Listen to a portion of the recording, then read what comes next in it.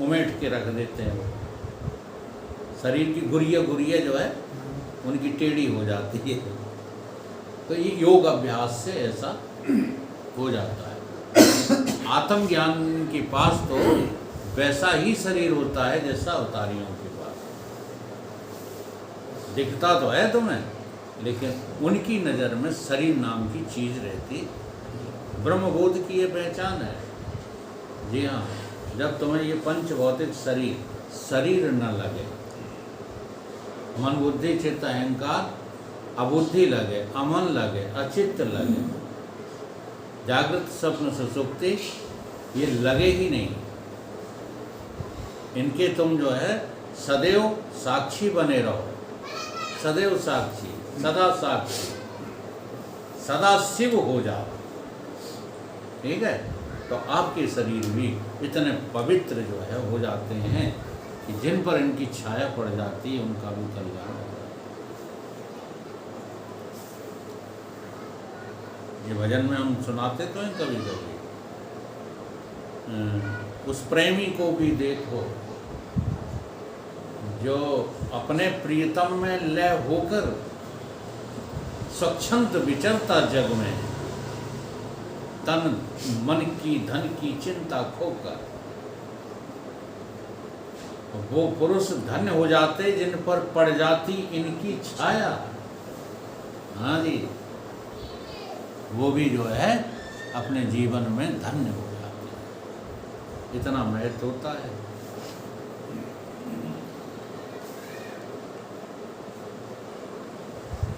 कृष्ण आदिकन के शरीर में क्या बात है, आप इधर उधर बहुत जो है मन विचलित है क्या? नहीं, तो कभी उधर देखते हो, कभी उधर देखते हो। शांति लाओ मन के भीतर। ये विषय तब तक आपके घर नहीं करेगा जब तक हृदय में शांति नहीं। ये संसार बहुत दुखदाई है। ये हृदय की शांति को जो है हरण कर लेता है। कोई भी घटना घर में हो जाए, दवाएं खूब रहो तुम, लेकिन वो तुमको चैन नहीं लेना। इसलिए सबसे पहले गुरु की इस बात का विश्वास कर लो। विश्वास कर लो, अभी जान नहीं पा रहे हैं कोई बात। ये कोई घटनाएं होती थोड़ी हैं। ये तो तुम्हें विचलित करने के लिए सब दृश्य सामने आ जाते हैं। अच्छे अच्छे जो है साधक, ज्ञान की साधना में निपुण लोग भी इसके चक्कर में रात भर सोते नहीं हैं। नींद हराम हो जाती है मायाकृत सामान की वजह से।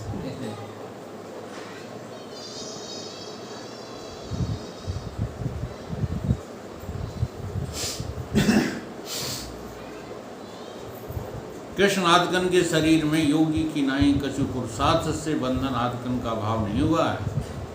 योगी तो अपने जो है पुरुषार्थ से उतना ऊंचा उठा है, लेकिन जो अवतारी हैं उन्होंने योग प्रयोग थोड़े ही किए हैं। हाँ, उनका तो माइक है ही।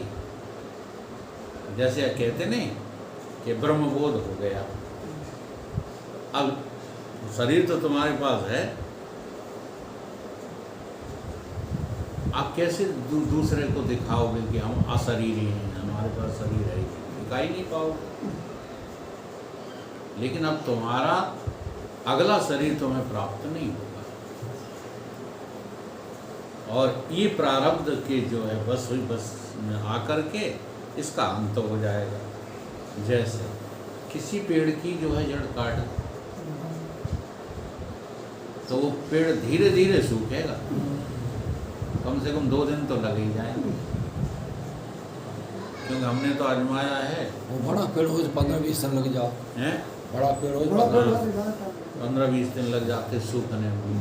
तो ऐसे ही आपके जो है ये संसार में शरीर होने की जड़ क्या है?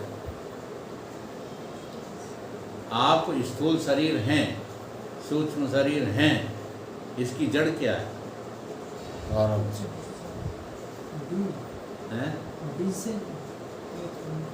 काहे से? बीज से बचवा होता है।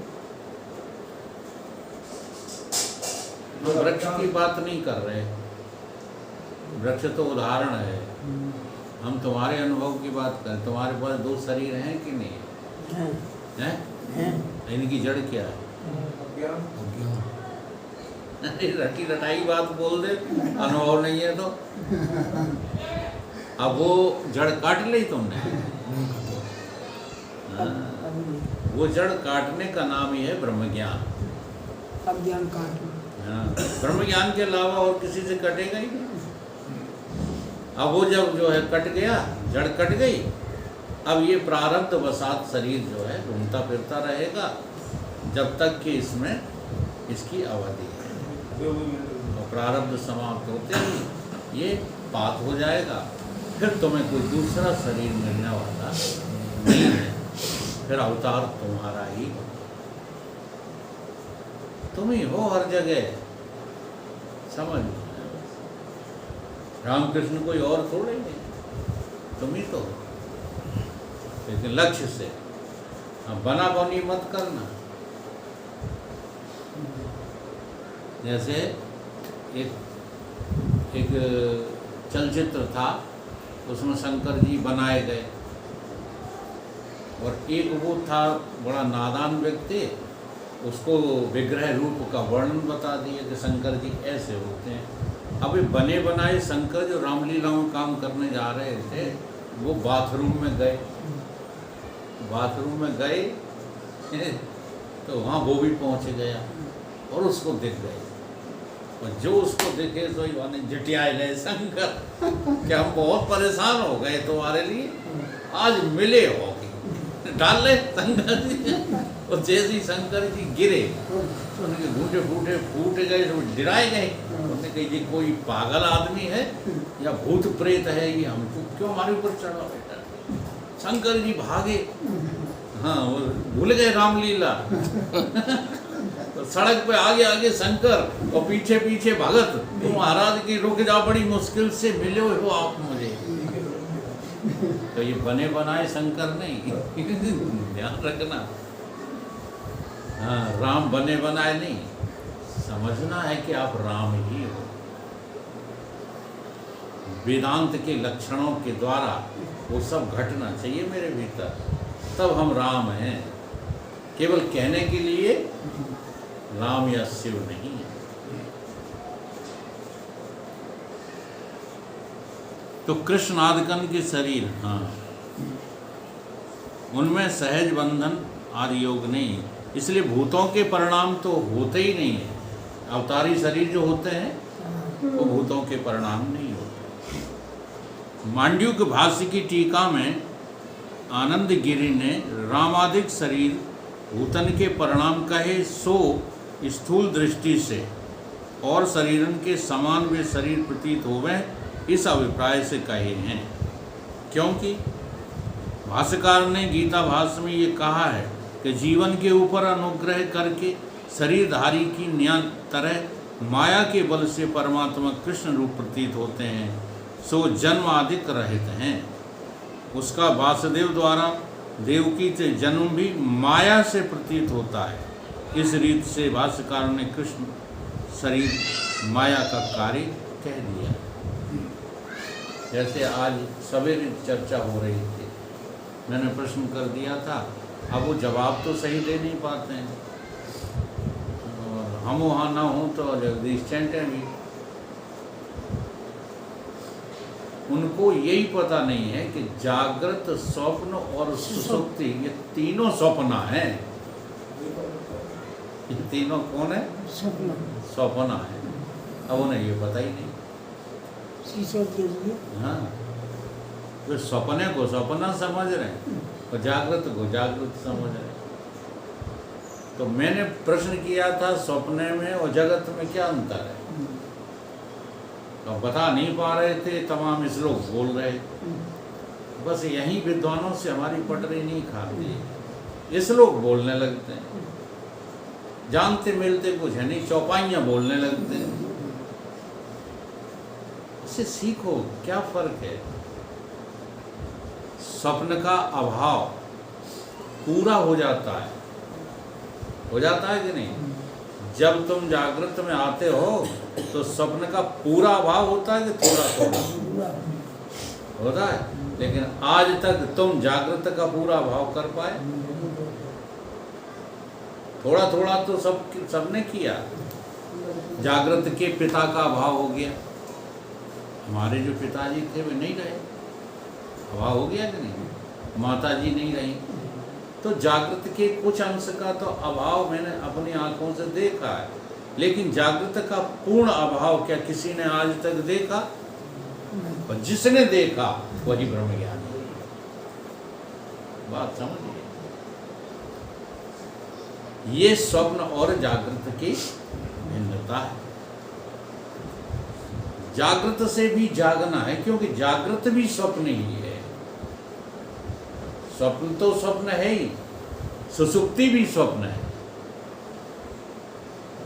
नहीं तो ये क्यों कहते गोस्वामी जी, मोह निशा सब सोना सब सो रहे हैं।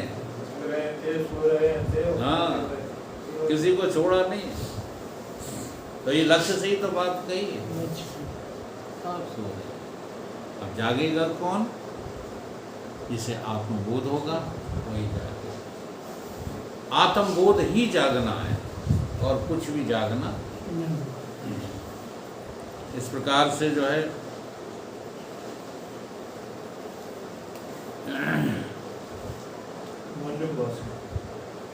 नहीं, वो तो और जीवन को देहादिकन में आत्मभ्रांति है। हमें तुम्हें देह में आत्मभ्रांति है, लेकिन जो अवतारी होते हैं उन्हें आत्मभ्रांति नहीं होती। वो तो समझते हैं कि हम चेतन हैं, चेतन के अतिरिक्त और कुछ भी नहीं। जीवन की उपाधि अविद्या यानी मलिन सतोगुण वाली माया, ठीक है, लेकिन रामकृष्ण आदिकन की उपाधि शुद्ध सतोगुण वाली माया है। दोनों माया, एक का नाम अविद्या है, एक का नाम माया है। क्या फर्क है? जो मलिन सतोगुण है वह विद्या है, वो विद्या है, जो शुद्ध सतोगुण है वो माया। अब मलिन किसको कहते हैं? मलिन किसको कहते हैं? जहाँ पर रजोगुण और तमोगुण की प्रधानता है और सतोगुण दब गया है, उसे क्या कहते हैं? मलिन सतोगुण माया अविद्या। और शुद्ध जो है माया किसे कहते हैं? शुद्ध अंतःकरण किसे कहते हैं? जहाँ पर न तमोगुण है न रजोगुण है और सतोगुण भी हटने वाला है तो थोड़ा थोड़ा नहीं, थोड़ा थोड़ा नहीं, पूरा है, पूरा है। लेकिन हटने वाला है। क्यों हटने वाला है? क्योंकि हम अपने को पहचान गए हैं, हम गुणातीत हैं। गुणातीत का बोध सतोगुण की शुद्धता में ही होगा। सतोगुण है शुद्धता और रजोगुण है और तमोगुण मलिनता। ऐसे समझना। तो जहाँ मलिनता आई वहाँ अविद्या बन गई, और जहाँ जो है ये मलिनता हटी वहाँ माया हो गई। जने को या तो भूतंते अवतार शरीर की उत्पत्ति नहीं, किंतु तिनके शरीर को उपादान कारण साक्षात माया। हाँ, इसलिए भूतों के ते अवतार शरीर की उत्पत्ति नहीं। अवतारी शरीर जो होते हैं ना, पैदा होते हैं, दिखते हैं, देवकी के हुए, कौशल्या के हुए, लेकिन वो भूतों से पैदा नहीं है। 5 भूतों के नहीं। जो उपादान कारण जो हाँ, उपादान कारण साक्षात माया है। अपना उपादान कारण क्या है? अज्ञान, अविद्या है, ठीक है। और उनकी उपादान कारण माया है। उपादान कारण का मतलब होता है सबका कारण। जैसे सारे मकानों का उपादान कारण क्या है? मिट्टी। ऐसे सब शरीरों की, चराचर ब्रह्मांड के जितने भी शरीर हैं, सबका उपादान कारण क्या है? अविद्या, अज्ञान। है कि नहीं? हाँ। देखो अब और गहराई से समझ लो। उपादान कारण उसको कहते हैं जो अपने कार्य को पैदा करके उसके साथ रहता है, उसे क्या कहते हैं? उपादान। उपादान कारण। और निमित्त कारण किसको कहते हैं? जो अपने कार्य को बना करके और उससे अलग हो जाता है। सबसे बढ़िया उदाहरण है घट का। घट बनाने में दो चीजें लगती हैं, यानी दो कारण होते हैं, एक निमित्त कारण और एक उपादान कारण। निमित्त कारण तो वहाँ कुम्हार है, चका है, डंडा है, ये क्या है? निमित्त कारण। और उपादान कारण क्या है? मिट्टी। अब उपादान कारण जो मिट्टी है वो घट के साथ सदा रहती है, लेकिन घट के साथ कुम्हार जरूरी नहीं कि रहे। बर्तन बना दिए और छुट्टी। चका और डंडा बर्तन बना दिए और छुट्टी। तो क्या परिभाषा निकली? जो अपने कार्य को बना के सदा उसके साथ रहे वो उपादान कारण है। माया कहो अविद्या कहो, अगर माया साथ में है ना तो उपादान ही खत्म हो गया है ना जी। माया शब्द का इस्तेमाल बड़ा सावधानी पूर्वक किया करो। आप माया को कारण नहीं अपना कह सकते। अगर माया कारण आपकी हो जाए तो कारण रहा ही नहीं, उसी का नाम तो माया, कोई कारण नहीं रहा। इसलिए ईश्वर को पता है कि जगत नाम की चीज़ मैंने बनाई ही नहीं है, लेकिन जीव इसको मानने को तैयार नहीं है। कल एक बाबा जो है वो इस बात पे तो टकरा गए, कहते हैं आप कह रहे हो लेकिन हम कैसे जो है ईश्वर हो सकते हैं। और ये वैष्णव संप्रदाय पूरा यही रट लगाए बैठा, ईश्वर तो कोई और है, हम ईश्वर कैसे हो सकते। हमने देर नहीं लगाई, मुश्किल से 15 मिनट में सिद्ध कर दिया हुआ। अपने मुँह से कहने लगे हाँ है तो नहीं। अनुभव गम में भजे जैसा, अनुभव से आप जो बात को सिद्ध करने में देर नहीं लगा सकते। वो अनुभव नहीं है तो रटी रटाई भाषा से तुम किसी को समझा नहीं सकते, क्योंकि तुम्हारी खुद समझ में नहीं आया, समझाओगे क्या? ठीक आ गई समझ में? तो जीवों की उपाधि अविद्या मलन सतोगुण वाली है, लेकिन अवतारी शरीर रामकृष्ण आदि की उपाधि माया है। इसलिए जीवन को अविद्याकृत भ्रांति और रामकृष्ण आदि को मायाकृत सर्वज्ञता होती है। जो अवतारी शरीर होते हैं वो सर्वज्ञ होते हैं, और जो पंचभौतिक होते हैं वो अल्पज्ञ। अल्पज्ञता जीव का लक्षण है, सर्वज्ञता ईश्वर का लक्षण। जीवों की अज्ञानकृत आवरण और भ्रांति के नाश निमित्त आचार्य द्वारा महावाक्य के उपदेश जन्य ज्ञान की अपेक्षा है। अब आपको अपना पता प्राप्त करने के लिए सतगुरु की जरूरत है, और रामकृष्ण आदिकों को किसी सतगुरु की जरूरत नहीं है। लेकिन मर्यादा कायम रखने के लिए रामकृष्ण से को बड़ो जिन्होंने गुरु की, तीन लोक के जो धनी से गुरु आगे।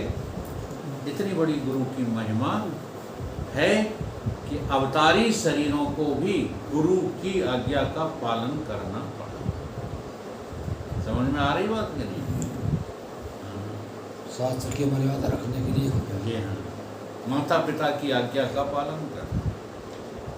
कहते हैं राम जी ने कहा है आने दो लंका के जो है भ्राता को, वो लंकेश के भ्राता को आने दो। कहीं क्यों महाराज आप इतने निश्चिंत क्यों? कि लक्ष्मण एक निमिष में सारे ब्रह्मांड को नाश करने की शक्ति लक्ष्मण रखता है हमारा। तो देखो है, पता है कि नहीं हम ब्रह्म हैं, पता है, पता है। कई जगह ऐसे इशारे किए हैं उन्होंने, अरे लेकिन मर्यादा कायम रखी है, मर्यादा इसलिए वो मर्यादा पुरुषोत्तम कहलाए। और वे दूसरे हैं, उनने कभी मर्यादा का पालन ही नहीं किया। ठीक है, वो कृष्ण उन्होंने कहीं मर्यादा का पालन नहीं किया। हम देखते हैं जब तक जो है तुम अपने अति पर नहीं पहुंचते हो तब तक तो हम शांत हैं। और जब अति पे पहुंच गए सोई बोली उठ एक सेकंड में खाता हूँ, ठीक है। मर्यादा देखो, हाँ, चक्रवर्ती सम्राट होते हुए भई पड़े, बलराम को जो है बड़ा ही पीड़ा हुई कि ये क्या कर रहा है ये कृष्ण। कौन था? जरासंध था। हाँ जरा उसके जो है भय के मारे की भयभीत हो गया। वहाँ कोई मर्यादा ही नहीं था, वो तो ब्रह्म है, वो जानते हैं ये कैसे मरेगा इसलिए भाग पड़े। वो पीछे पीछे में आगे आगे भाग रहे। वो कह रहा खड़े रहो, कह रहा नहीं खड़े, आ जाओ काले। काले तो कहने का अभिप्राय ये है, जिसको सब कुछ पता है वो है अवतारी, और जिसे कुछ पता है कुछ पता नहीं वो है। बता देना टाम भैया। जीवों को अज्ञानकृत आवरण है, और इस कारण से उपदेश के द्वारा गुरु की आवश्यकता है, और महावाक्य के उपदेश के द्वारा इन्हें अपने चेतन तत्व का पता लगता है। उनको इसकी ज़रूरत है, उन्हें पहले से ही पता है। गुरु ग्रह पढ़न गए रघुराई, अल्पकाल सब विद्या आई। अल्पकाल से मतलब है उन्हें जरूरत नहीं थी। अल्प अल्प देख के लगाओ। किंतु जीव तो अंतःकरण की वृत्ति रूप ज्ञान को न्यायी ईश्वर की माया की वृत्ति रूप आत्मा का ज्ञान तो उपदेश आदिकन बिना भी हो गए, परंतु ता ज्ञान उनते कछु प्रयोजन जिनको सिद्ध होता नहीं। जीवन को घटादिकन के ज्ञान से आवरण भंग और विषय जो घटादि तिनका प्रकाश होता है, और ब्रह्म रूप तय आत्मा का ज्ञान जो जीवन को होवे है, वहाँ ज्ञान का विषय जो आत्मा ताका आवरण भंग तो ज्ञान से होवे, और आत्म विषय स्वयं प्रकाश है। इसलिए आत्मा ज्ञान से विषय आत्म ज्ञान तय विषय का प्रकाश होता नहीं। तैसे ही ईश्वर को माया की वृत्ति रूप जो अहम ब्रह्म अस्मि ऐसा ज्ञान ताका विषय ईश्वर की आत्मा सो आवरण सहित स्वयं प्रकाश है। इसलिए आवरण भंग या विषय का प्रकाश ईश्वर के ज्ञान का प्रयोजन अपने यहाँ ये जो है अपन को ये सब समझने की ज़रूरत पड़ती है। उन्हें ज़रूरत कैसे दिख रहे हैं, ये संसार क्यों दिख रहा है, अपन को जानने की ज़रूरत है। उनको कोई जानने की ज़रूरत थोड़ी है। वो आवरण रहित हैं, आवरण रहित है। हाँ, वो आवरण रहित हैं। वो जान रहे हैं कि ये सामने दिख रहा है, ये है ही नहीं, हम ही तो हैं। ठीक है, लेकिन तुमको अभी ऐसा लगता नहीं, इसलिए बार बार लय चिंतन, बार बार ध्यान धारणा समाधि बार बार करना ही पड़ेगी।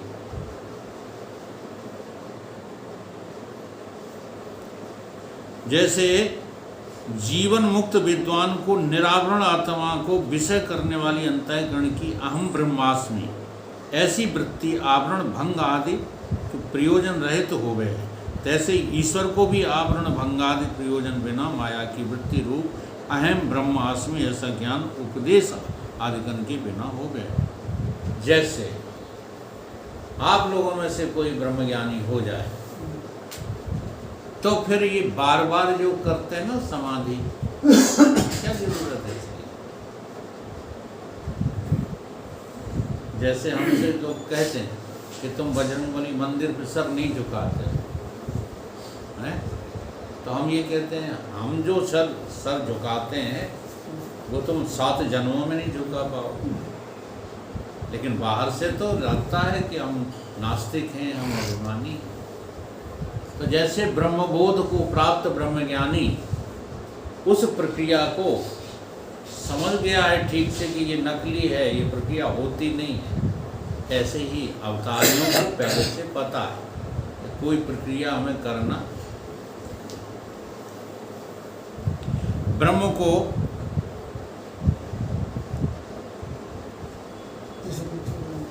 इस रीत से रामकृष्ण आदिकन को जीवन से विलक्षणता यानी ईश्वरता, तो भी तिनका शरीर माया रचित है, इसलिए ब्रह्म नहीं है किंतु मिथ्या है। माया ने उत्पन्न किया जो अवतार इनका शरीर सो हस्तपादिकन अवयव सहित और रूप सहित किया है। यहाँ से नेत्र इंद्रिय का विषय तिनका शरीर हुए है, ब्रह्म को नेत्र इंद्रिय विषय करे नहीं।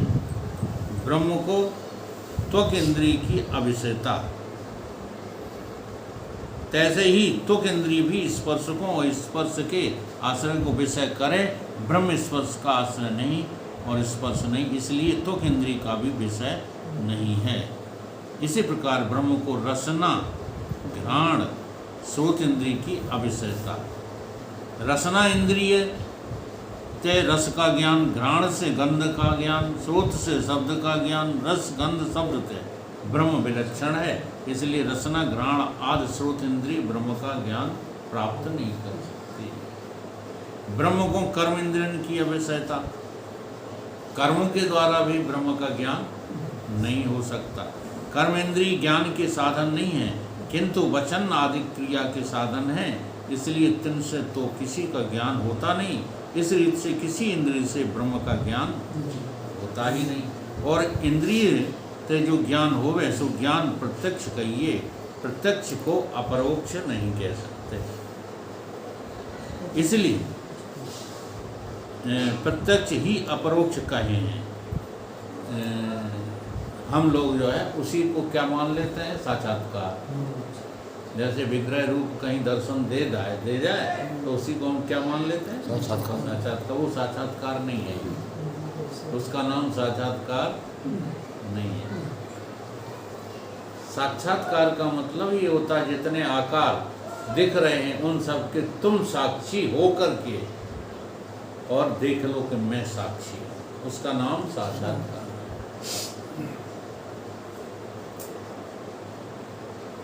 या तो ब्रह्म का अपरोक्ष ज्ञान बनता नहीं किंतु शब्द से ब्रह्म का ज्ञान होता है।